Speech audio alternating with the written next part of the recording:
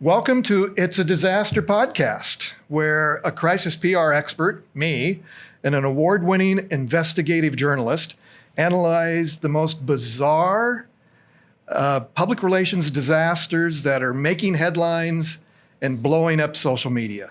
We'll discuss what went right, what went wrong, and what I would counsel to do differently. So in this episode, we're going to talk about a well-known Midwest charity that hired a local security firm to conduct an active shooter drill, and then all hell breaks loose, right? Let me welcome back Matt Wynn. And your official title now is sidekick. Yes, okay, good. That's what I've aspired to most of my careers. For those of you who saw our first episode, Matt is the executive director of Nebraska Journalism Trust, which launched and funds Flatwater Free Press, Nebraska's first independent nonprofit newsroom focused on investigations and feature stories that matter. Thanks for coming back. Hey, we had great reviews. Let me just tell you. Yeah, we had two. Yeah, one from your family and one from mine. It was well received and it was fun. So, but this story, I tell you what, Matt, and in the pre-show we talked about this, but it's an amazing story talk about a story that has legs. This story has been going on for almost a year now. Right. I mean, that's what makes it so astonishing. What we talked about last time, it was this boom bust and it was kind of over.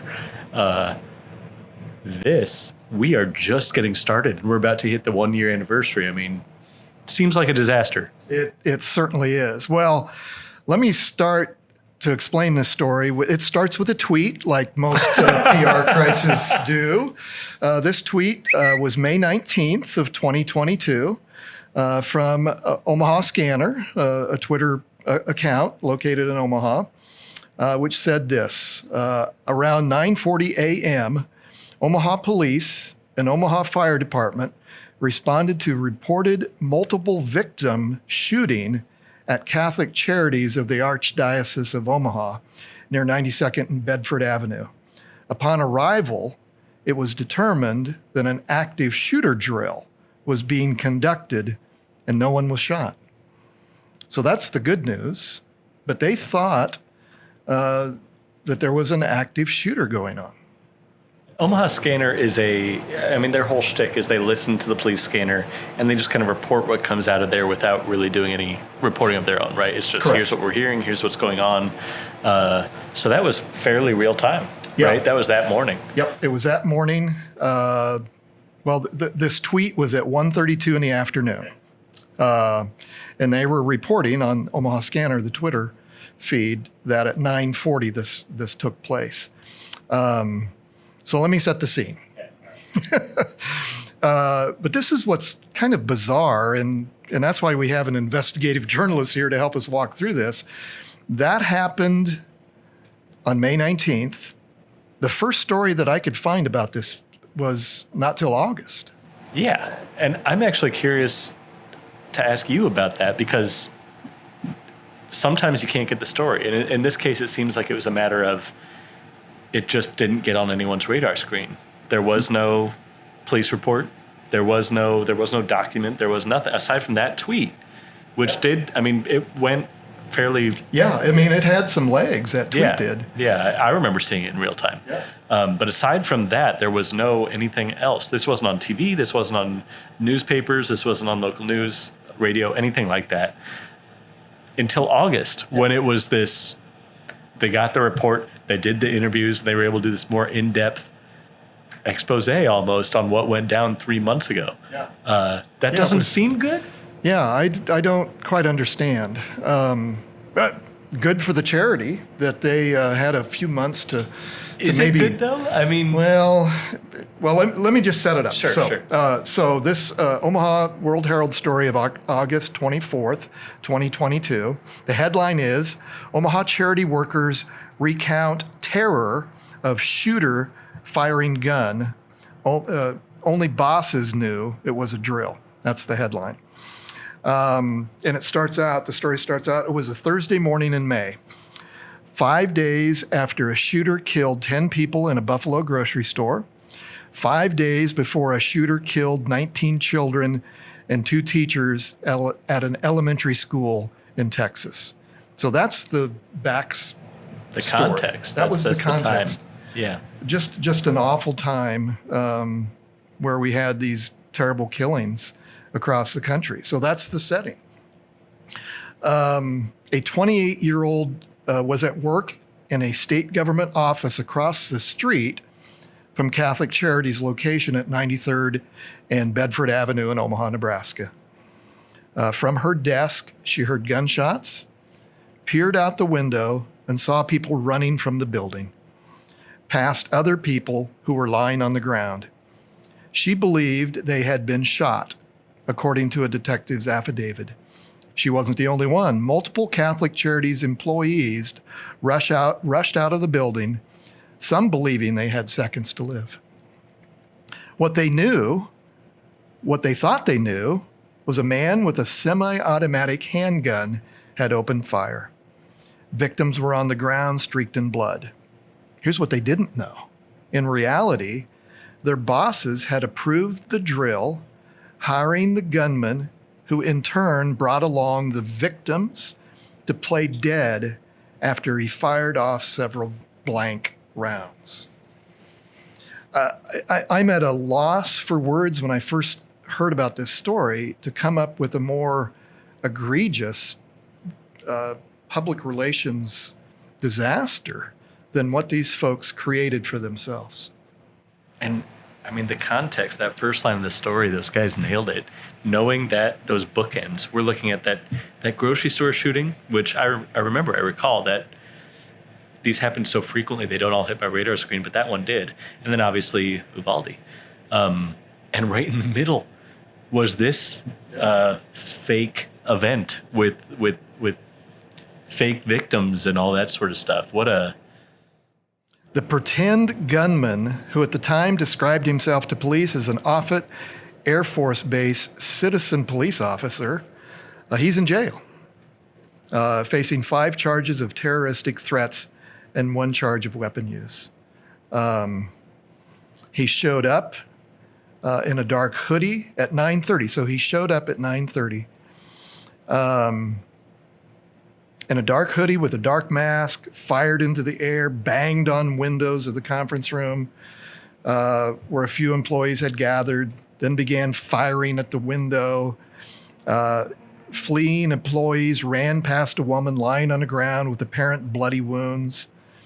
One female employee heard 3 shots behind her and thought she was being fired upon. She jumped off a retaining wall in the hopes of hiding in a dumpster. Several described running as fast as they could. An elderly woman told police she knew she couldn't get away. This is it, she recalled, thinking, I'm done. And this isn't, we talked a little bit about this in the pre-show, this isn't just a small mom and pop operation. This is Catholic Social Services. This is one of the big ones. Yeah, these are people who should know better. A multi-million-dollar charity, well thought of, respected charity throughout certainly in Nebraska and throughout the Midwest. Well run, well professional, all those things that you want a nonprofit to be, which makes it all the more newsworthy on the one hand and all the more befuddling that this happened. I mean, are you kidding me? You made people question if they were in the last moments of their lives. Is one of the reasons, Matt, that there wasn't as much reporting on this in that 3-month gap between when the event happened and the August World Herald story, that the lawyers successfully get involved? And Your guess is as good as mine. What I've heard from some of these reporters is that it simply was not on their radar. They did not know there was anything to report. The fact that this was just kind of a ephemeral Twitter thing, even though there was that outcry, kept it from being out. There was no document to go to. A business isn't going to, if you call up Catholic Charities, hey, heard there was an active shooter and everyone was fearing for their lives. Oh yeah, absolutely. No, they're not going to say that. They're never going to cop to it. They know that they're in legal hot water. I mean, how many lawsuits there's at least one, right? That's been filed as a result of this. I've got to assume that's just one we know about. It's just the first, How do you even begin to report something like this? In the absence of a police report, in the absence of the business admitting it, in the absence of anyone, I think the lawsuit that I found, that woman still works there. So why would she talk? That probably puts her in a bad spot.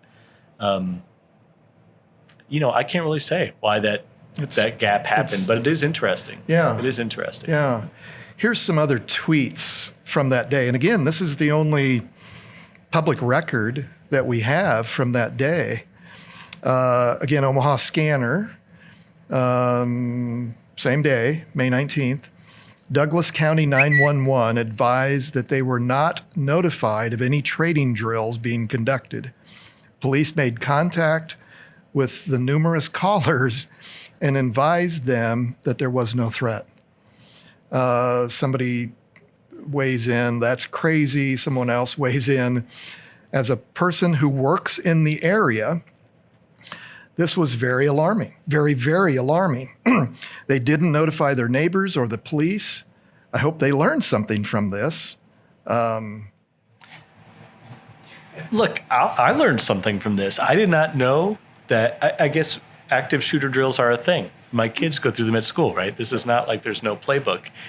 I had never considered that there's probably a very wrong way to do it. And that's what they did here. You've got to let the police know, for example. I didn't realize that was a step in the process for this, sad statement on where we are here in America in 2023. Yeah. But well, yeah, because these do. I mean, and I did some research, and yeah, it's become a little cottage industry that's obviously not very well regulated. Maybe it is. Maybe this is the example that proves that it is. That guy's in jail now, right? He's awaiting charges. Yeah. You can't do what he did. Yeah. You cannot trot this out the way that they did it. You've got to and maybe you don't have to let employees know, but you certainly have to alert the police so that this doesn't happen, because that was really part of it, right? That entire neighborhood was impacted. It was not even limited just to their employees, which would be bad enough, but it was the whole neighborhood thing that an active shooter operation had just happened where they work every day. So a response from the organization. That same August 2022 story from the World Herald. The World Herald sent a series of questions to Catholic Charities of Omaha's executive director, Denise Bartles, asking why the agency didn't warn employees about the drill and what the agency was doing to help those employees in the aftermath. I'll go over what she said, but let's take a quick break and hear from our sponsor. And when we come back, Matt, let's gauge how the executive director did with the news media. All right. Sounds like a plan. Okay. We'll be right back. Dan Parsons is Nebraska's leading public relations expert, advising community leaders, business executives, and policymakers on the most important issues of our day. In today's turbulent and unpredictable times, businesses, government agencies, and nonprofits need every advantage they can get. Public relations is about cutting through the clutter, establishing relationships that move your ideas into action. Parsons PR will connect you to the policymakers, journalists, and community leaders that matter, delivering results that speak to your core values and move your audience into action.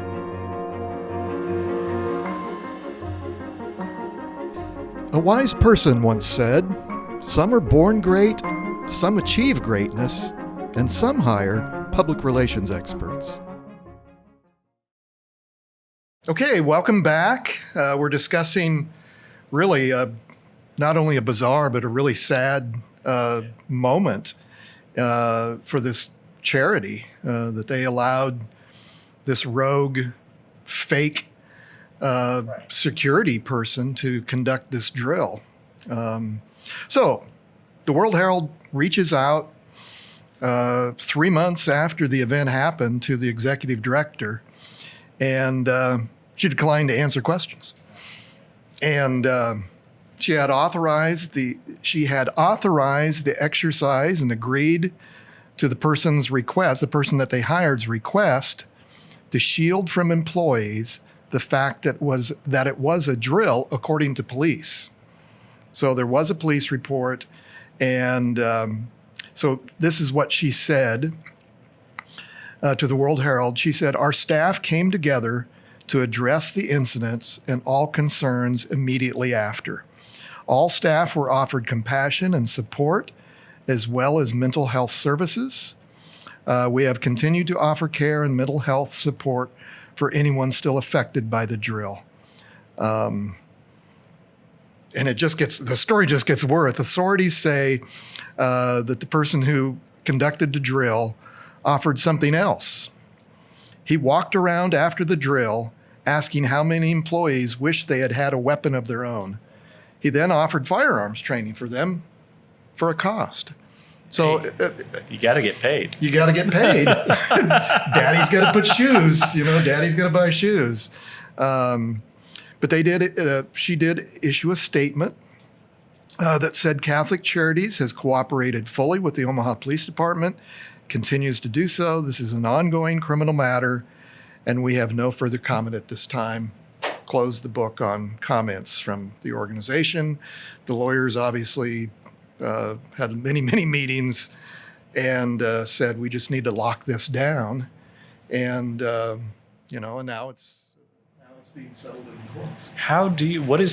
That to me seems like a pretty good response. Yeah. She addressed it. She talked about what happened, took some ownership, at least it seems like. Is it a good response? Well, I still am baffled by the gap in time, but so they were fortunate, I guess, that they did have some time to gather their attorneys and HR and meet with their employees, and probably in hindsight, maybe helped that it didn't spiral out of control with their employees, that their employees apparently felt that their employer was looking after their needs after the event. Some of the people must be a great place to work, right? It must be a fabulous work environment that you could go through something like this. You could sue them and still show up every day and say, "Yeah, these are my guys. This is where I'm going." Yep. I mean, kudos to them. That is one explanation. I found this interesting. So Douglas County Attorney Don Klein said, bad idea. Bad enough what happened. Somebody could have gotten killed. Just think of the potential things that could have happened with this. It's frightful. Thankfully, nobody else got hurt, more serious, and the mental damage these individuals than the mental damage that these individuals suffered. I mean, think about if someone had been armed in there thinking this was a real event. This could have gone horribly wrong, more wrong than it did. It could have been an actual, my God, but thank God that didn't happen. But that's the risk that was at place here. And it almost makes it a more, unique, weird, news of the bizarre story. I think that's why it's gotten so many. This thing went, it's national. Oh my God. This went Fox News. This went on talk radio all over the place. We're now, like I said, what is it now? March 2023, and we are still seeing stories dribble out of this, both nationally, locally, regionally. As much as they did keep a lid on this for the first 3 months, somehow by some act of God, I guess, maybe it is. Yikes! This is not where you want to be right now. And I don't know which one I'd prefer if I was in their shoes. 2 weeks after the drill, Omaha police issued a statement asking businesses, churches, and other organizations to call us before conducting any live training. So it was, I guess, a wake-up call for a lot of, and again, I don't want to make fun of the situation. There's a lot of suffering, mental suffering, and damage that was done here. So I want to focus on maybe the positive side of this and bring to light that, because let's face it, unfortunately in America, we're not going to solve this gun problem anytime soon.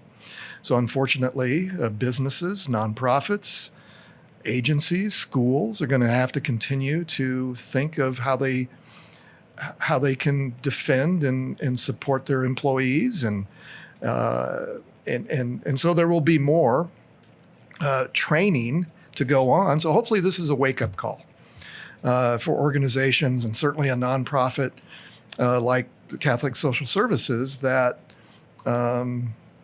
obviously wanted to protect their employees and provide them with training in case a terrible incident happened, but there was a lapse in judgment. This came from a good place, and I think that's different than the last time we spoke, right? That did not come from a good place. Their heart's in the right place. They were trying to do a good thing, and they're kind of a victim too, right? I mean, they from everything that we've understood to this point, it sounds like this guy misrepresented his work and what he brought to the table and his credentials, and God, now they find their name dragged through the mud. That's a pretty horrific disaster. Yeah. Well, here's the update from just a couple weeks ago. And this is from KETV. A Catholic Charities of Omaha employee filed a lawsuit against the nonprofit after an alleged active shooter drill without employees being aware. According to court documents, this person alleged that Catholic Charities, quote, caused her to fear for her life. She alleges the leadership at Catholic Charities of Omaha knew about the training drill in advance, didn't tell employees, to see how people reacted, according to court documents. And so now we've entered into the legal process of not only the courts punishing this, and by the way, this person, if they had done any kind of background check on this person they hired to do this training drill, he's alleged to have done some pretty terrible things. Yeah, and any background check would have turned that stuff up. Yeah, there's also, I mean, we were talking again in the pre-show, the legal question this raises with these sorts of things. If you're injured on the job, they tend to go to workers' comp. Yeah. But in Nebraska, well, let's say that the workplace did the injury on purpose.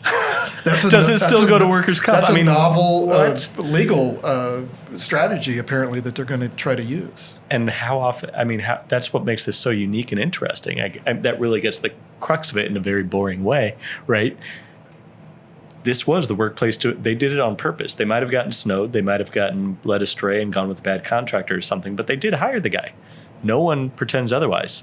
And as a result, they have people dealing with mental health fallout, potentially some physical injuries. Yes. So I'm not sure if it was this person or someone else, but they were injured because they jumped off a retaining wall. So this is a challenge for episode 2, Matt, of what they did right, what they did wrong, and what I'd counsel to do differently. I'm having trouble finding anything that they did right. There's plenty of things that they did wrong. I think there's opportunities now, almost a year later. I'm curious of how their fundraising is doing, how, they are a charity, and they obviously depend on people's goodwill to support the organization. So obviously, in a crisis PR situation like this, you start thinking of your audiences. I had a situation with a nonprofit several years ago wouldn't be bad to talk about. They had Anderson Cooper's producer show up on their front doorstep. But anyway, and I advised them of what to do. And it had to do with a marketing piece that they did. But so you think about your audiences, right? And you kind of go from a circle out. So your immediate circle of audience is obviously your employees. And so you have to think about how your employees are affected and how you can help them. And so that's one audience that you need to take care of immediately. Beyond that, your staff and team. Beyond that, as a nonprofit charity, you need to think of your donors. When this story hit, obviously you want to be able to talk to those donors before they read this in the front page of the newspaper. Again, they had 3 months to do that. So that's a win, right? That's a win. clear win. Yeah. Whether on purpose or accident or whatever, it sure seems like they took care of their employees in that meantime, and presumably they talked to certainly the lawyers and HR were involved, right? So we can presume that they got their donors and anybody else in their circle on board. Yeah. So yeah, you go from the big donors to, it's just that circle out of other organizations that you work with, your lower dollar donors. There must have been, I presume, a very organized and message to those different audiences in a time frame that was hopefully pretty quick. So that's what I would have counseled them to do, and I presume they did that. I did try to look at some of the ratings. There's organizations that rate charities to see if Omaha Catholic Charities Social Services was harmed in any way. It didn't appear to be, from what I could tell from their rating. I didn't dive into a deep dive, but so presumably they circled the wagons and was able to quell this terrible situation. But again, it has only begun. I mean, the event itself, May last year, excuse me. The first story, August. The lawsuit, the interesting legal question of workers' comp. I mean, this is not over. Yeah. It's barely begun. We've got one lawsuit that was just filed a couple weeks ago. I presume there will be more. So that's a whole nother level of, frankly, public relations disaster that you're working with the HR, you're working with the attorney, you're working with other staff to try to make sure people are taken care of. But this is just starting for them in a lot of ways. There's been numerous stories. There's, again, national stories based on this lawsuit that was filed just 2 weeks ago. That to me, if as a person who also runs a nonprofit charity, that seems like the worst thing, to try and contain a slow-moving, ongoing, you don't know where it's going to come from next. I mean, we've got people who are picking up these stories and kind of republishing them or making them bite-sized social chunks, because it is there's just something about this that grabs the attention in a way that very few things do. Well, yeah, and it's understandable from all of the gun violence we've had in the country. It's a political issue. It's a cultural issue. It's a societal issue, and this is a terrible example of really trying to be proactive and deal with that terrible cultural situation that we have in America today with gun violence that goes terribly wrong. And I wonder if that's part of the reason that it's taking off so much as well, is that this, like I said, I can even tune out some of these mass shootings, which is horrific. That's really a statement about my humanity at this point, but sorry, that's the fact of the matter. This one, though, got on my radar screen. And maybe that's why, because this just manages to cut across all of our tropes in a way that is unique. Yeah. Well, I'm getting the 5-minute mark here, maybe down to 4-minute mark here. This goes so fast, Matt. Look at us. This did, just one more note, in some of the research I did, this didn't take long for that security management opportunity business across the country that does these shooter drills. Apparently, there's an association for folks that this guy probably didn't belong to, obviously. A vice president of this firm responded to an Associated Press article, and they said, my honest reaction, this is a company that does security management. My honest reaction, I was aghast.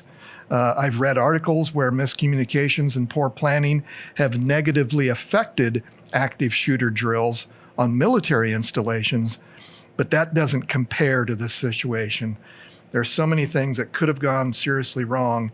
It's amazing no one was significantly injured or worse.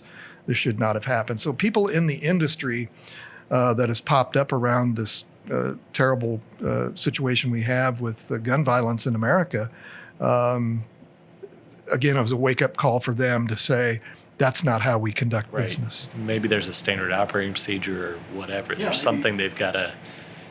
I mean, and again, this the silver lining to this is now I'm aware that there is a proper way that this happens, and that's kind of an interesting resource to know about.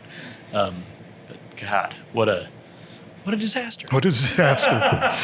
Matt, thanks for being my sidekick. Hey, let's do this again. All right. Well, let me thank the people that are responsible for helping us put this show on. And let's do that, and I'll see you soon. Sounds like a plan. Thanks. Thanks a lot. Right Eye Digital, Christian Anderson is our executive producer. Mad Owl Films, Grant Parsons is our senior producer. Kim Remington, operations manager at Parsons Public Relations. And our sponsor, Parsons Public Relations, Inc., the leading Nebraska public relations consultant. And our guest, Matt Wynn, Flatwater Free Press.